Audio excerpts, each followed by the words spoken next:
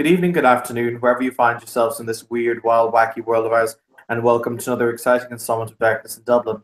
This evening's mini scene will take place far from Dublin, in the western country of Ireland, more than likely Galway, some 3 hours distance from Dublin city proper. The scene centres on an idyllic little farmhouse, probably a one-story building out in the middle of a square yard where there's a barn, some outbuildings, a tractor. It's a rather idyllic setting, just after Christmas. You still see the tinsel and holly hanging in the house, the Christmas tree's lights, sparkling brightly in the front room. Out the back, however, there is the smell of roasting meat as a bonfire blazes. The bonfire itself stretches high into the night sky, disgorging black smoke. There are a number of individuals sitting or standing around the bonfire who are having a pleasant conversation. We will join them as they continue their talk.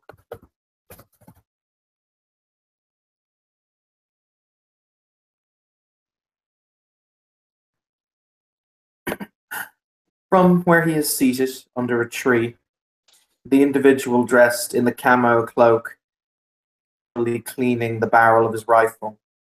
He's disassembled it now, twice or 3 times, and put it back together meticulously. He contemplates for a moment, and he says, "There were only 3 here of us. You said there would be more."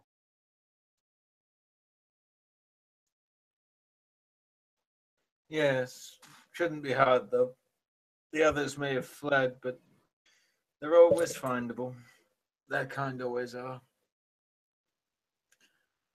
He leans back in the chair he's sitting at, drinking from what is quite evidently a glass of wine. He seems perfectly at ease, although there is still blood splattering his suit.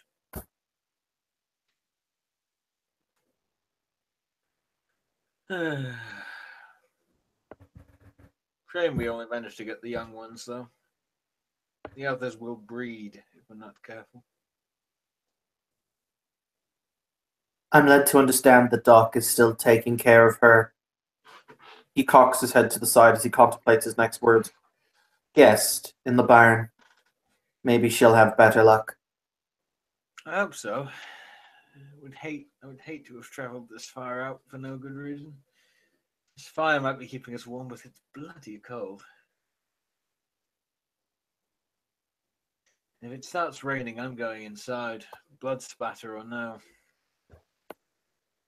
There's a perfectly serviceable shower in there if you want to clean yourself off. I've got clean clothes back at the hotel. And blood always washes out in the laundrette sooner or later.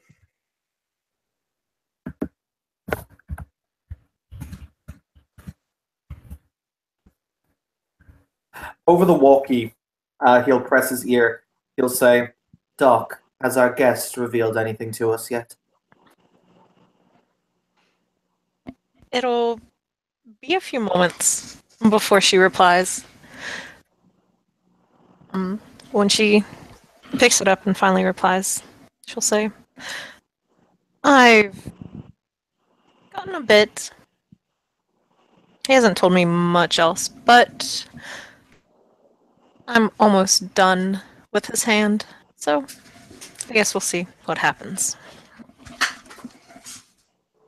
Understood. Let me know when you want him dragged outside.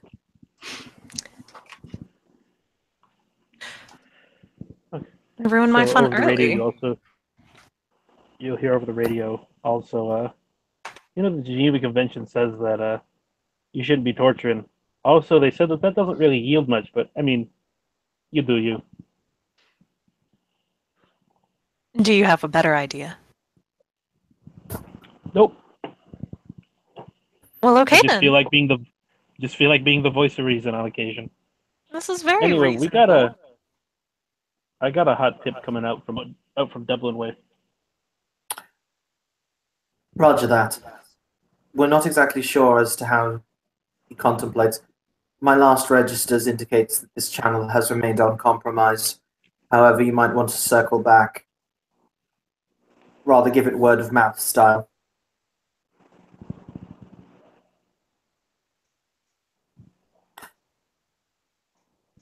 he'll then say over the radio, Doc,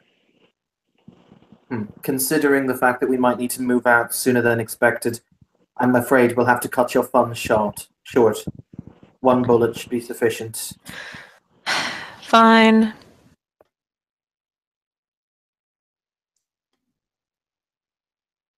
A single shrill, piercing noise will break the crackling of the fire as the loudest emanation. For those who are familiar, it is the sound of small arms fire. There is what sounds like a yipping yelp, and then the crackling once again dominates the night. Doc will come out a short time later, rolling her tools back up into their little bag before she just kind of plops down by the fire.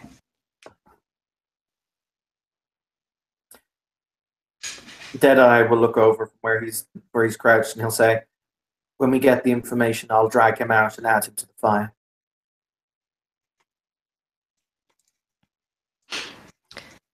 It sounds like a good idea. Erebus There's a nod. will throw over a cat. It's a can of a soft drink over to the dock. She'll catch it and open it. There's about a dozen of those in the fridge.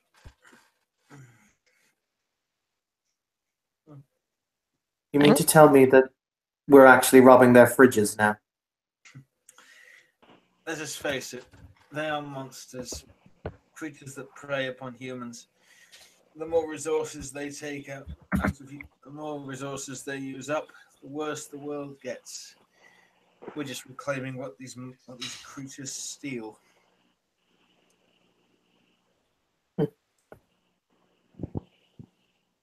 They're abominations, every one of them.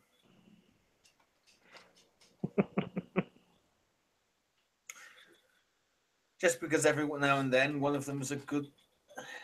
You know what's funny? There are nice ones. They're still abominations. The occasional good monster, am I right? Oh, yeah.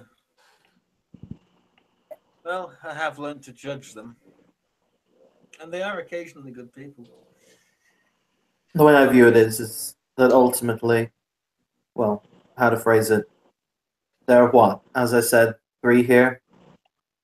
Ultimately, when the full moon comes, these are 3 wild cards that will no longer be played. Who knows how many lives that might save. Even if it doesn't save any, there was always the possibility. There's also I'm just glad we did our due diligence. Plus, assuming that if these ones were turned rather than bred,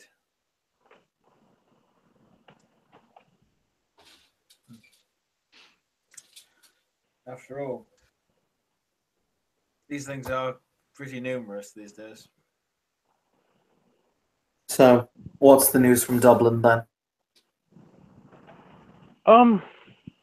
General, how would you put it in the category of like jiggery pokery? Something like that? What was it? A few months back, there was a general circular area of snow that fell during autumn. Oh yes, I heard about that. It was just a 5-mile radius, and after that, it continued to rain normally. That was peculiar. Things like that. I mean, it might be nothing. I mean, seeing that, it's something, but it might be nothing. But it's worth a look.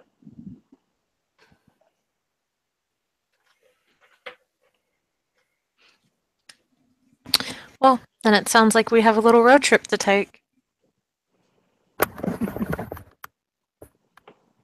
I called the Pretenders 500 miles for the first 5 miles. I call shotgun. I You call always call shotgun. Deadeye will stand up and kind of brush himself down. He'll pull back the hood of the camo cloak ever so slightly. He'll say, "Fine. In that case, I'll deal with what needs to be done here."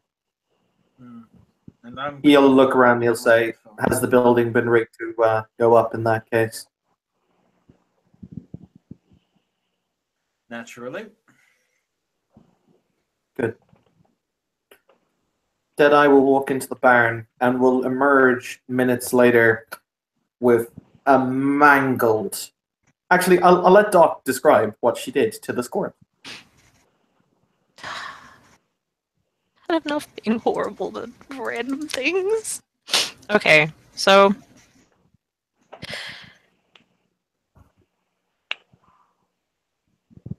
flaying it alive was probably the easiest thing that it went through. Chunks of its skin, well, not chunks so much as just entire patches down its forearms and its forelegs. All of the skin has been removed. Blood vessels have been cauterized. Some of them have just been pulled out. Strands of muscle fiber have been plucked and severed.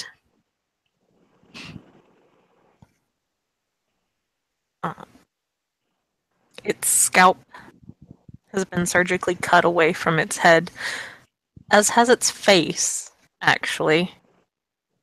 And it's just kind of hanging there by the chin and a few little strands of muscle. Teeth have been pulled. All of the fingernails have been removed. Knuckles chopped off. And just for the hell of it, there's like a twig in its eye. She just felt like putting a twig in its eye. Deadeye is pulling this corpse by the hair behind him until he will, without any ceremony or to do, throw the body onto the fire and allow the flames to start licking over it. He will place the 4 silver stakes that kept the thing in place into his belt again. So, Dublin is the plan then. Looks that way.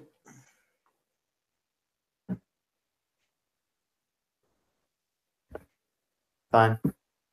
I'll call our contacts up there. I'll have the safe house made ready. See if you can arrange some sort of report, preliminary. Look around the city and not knowing what might already be lying in waiting. Not having a repeat of Galway. Yes. That was unfortunate. Well, we've all certainly learned from our mistakes. He glances over. Are you referring to Glasgow or Aberdeen or Dundee? Look, this is why I've personally been the loudest member saying we need to have proof before we start doing things. But I mean, fuck it, right? That's what I keep being told. With vampires, you can't risk it. But with humanity, you can, and that's the crux of my statement here. Look, we'll learn from our mistakes. We'll get better. Our training, as far as being able to take them down, aces. As far as our own being ability to spot them properly, C+. Yeah.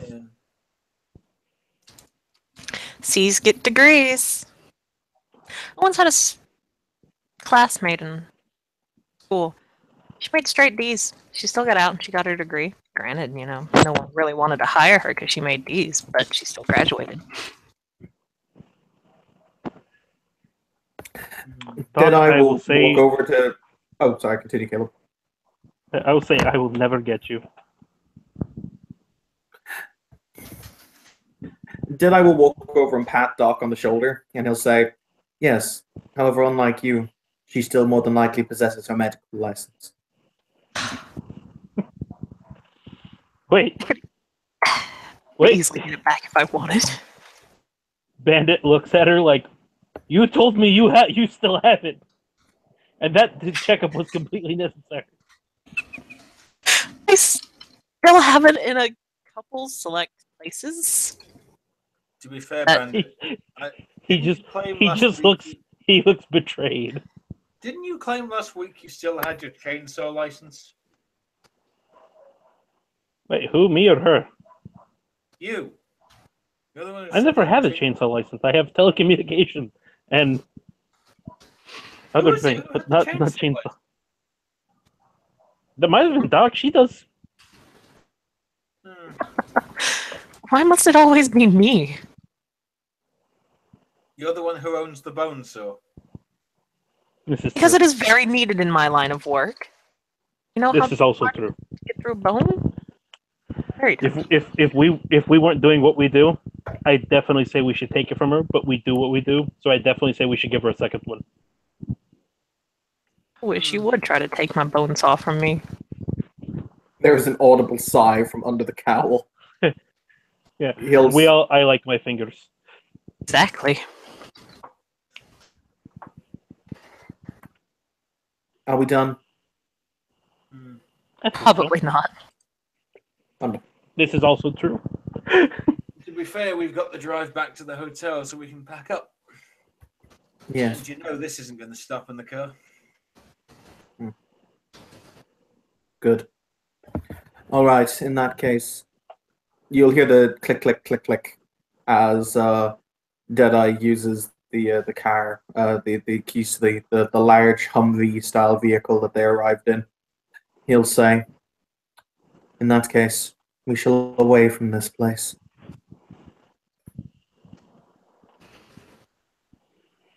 I fear that they will. I think we should come back in a few months. It's a rather lovely place. I mean, not that. I mean, just to make sure nothing. I feel like these things are like fucking hermit crabs. You know what I'm saying?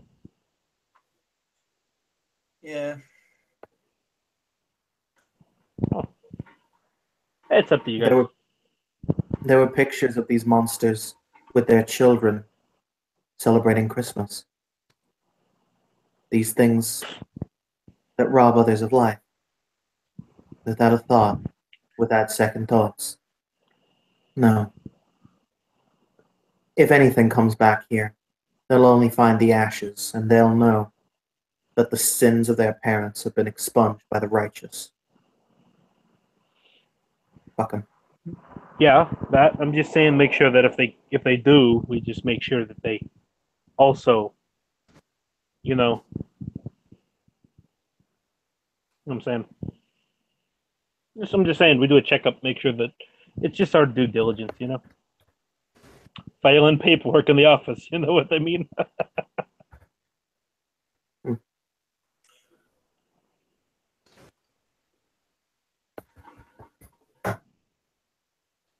Deadeye will proceed to settle himself comfortably in the driver's seat of the car.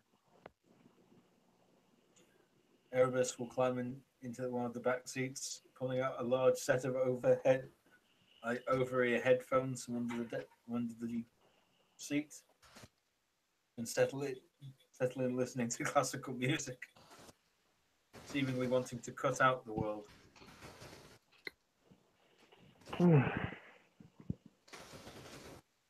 And Doc will get in the shotgun. There we go. I'll say that Bandit gets in his usual comm seat and starts listening in on the usual frequencies, checking the usual websites. As Deadeye starts the car, he'll remove a long circular cylinder from his basically a glove gauntlet, and he'll as he ignites the ignition of the car, he'll pass it to Doc and he'll say, "I take it you want to do the honors." Of course. Fine. So There is a large red button on the top of the cylinder. she's gonna press it. Okay. As the car speeds away into the night, the farmhouse, the barn are consumed in a rippling series of small detonations, immediately turning the once peaceful, quiet farmstead into an inferno of flame. All of those who were ever there would swear that they heard the howls of wolves, though wolves are not native to Ireland, kind of lament that night as the Humvee itself steers its way back towards Westport, where the cadre of hunters makes plans to next move to Dublin and see what lies there within. We will thank you, viewers, for viewing this scene. Have a pleasant evening.